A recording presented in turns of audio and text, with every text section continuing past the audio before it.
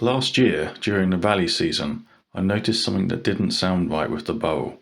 There was a distinct knocking noise coming from the engine. At first, it was subtle, but over time it became clear that something needed attention. After taking a closer look, I found excessive play in the connecting rod. The big end, where it connects to the crank, also doesn't appear to be sitting quite correctly.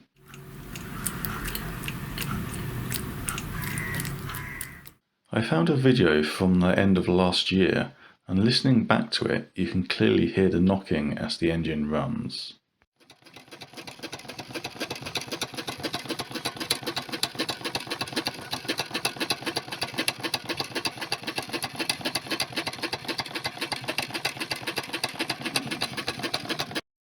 So the next step is to remove the connecting rod and find out exactly what's going on. The removal itself is fairly straightforward. First, I remove the tapered pin used to adjust the bearing. Then I pull out the bolt to release the bearing strap. The bearing is split into two halves, which allows it to be separated and removed from the crankshaft.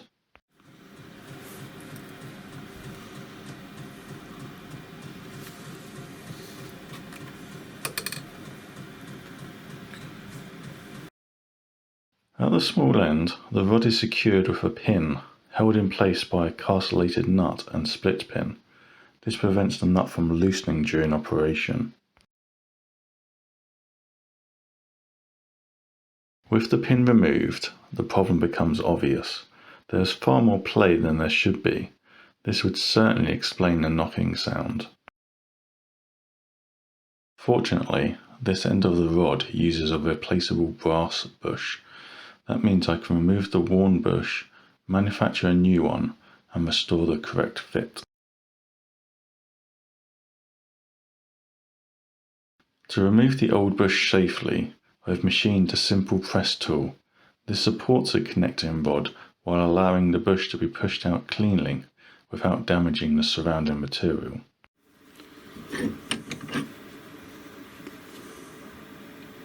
Right, she's out. Mm-hmm.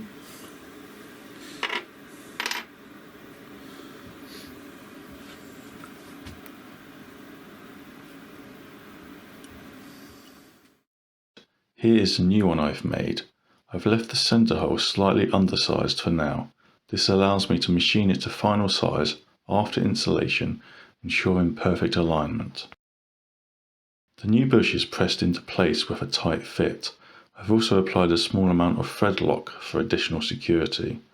I want to be absolutely sure this remains fixed during operation.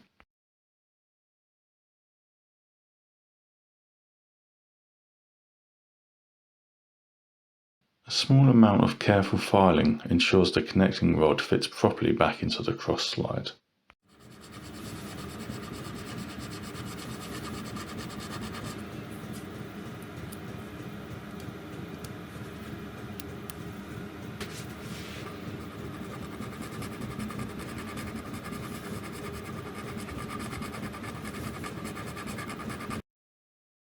Before finishing the bore, I drill the oil hole. This ensures any burrs created will be removed during the final sizing process.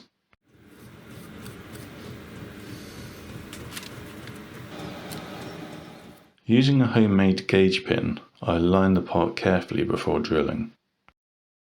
Because the connecting rod has no flat surfaces to grip in the vise, I'm using wooden packing. This conforms to the shape of the rod and allows it to be held securely without damage. I first drill just under the final size.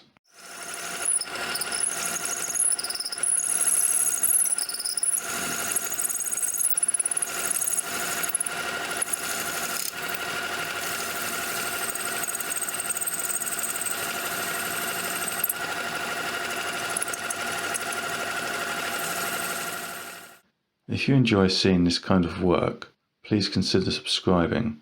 It really helps support the channel, and I always enjoy hearing your thoughts in the comments.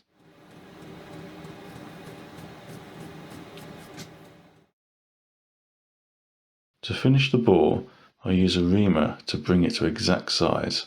A reamer produces a much more accurate and circular hole than a drill, which is essential for a proper bearing fit.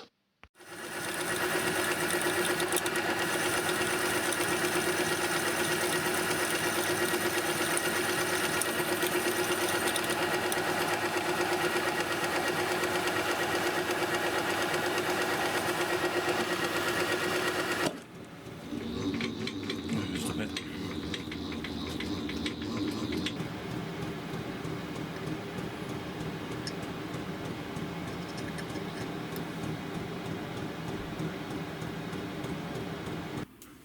With everything reassembled, I can immediately feel the difference.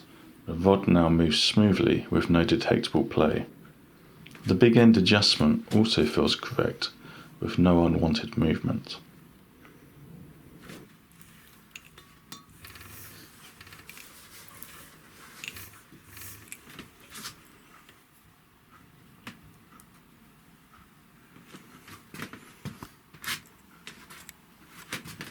While reassembling, I also added an access hole to allow easier oiling of the bearing.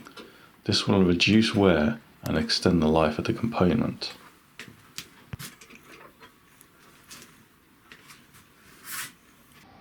With the engine fully reassembled, it's time for the moment of truth.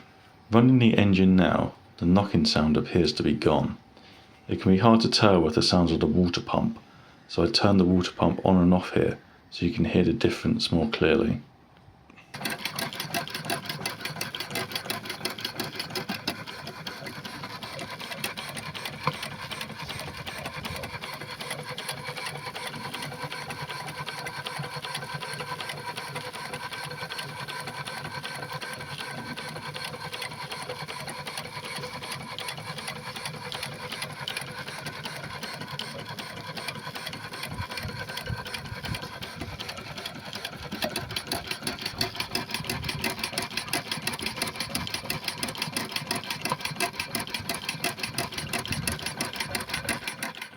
It's always satisfying to track down a fault like this and restore the engine to proper running condition. Thanks for watching, and I hope you found this interesting.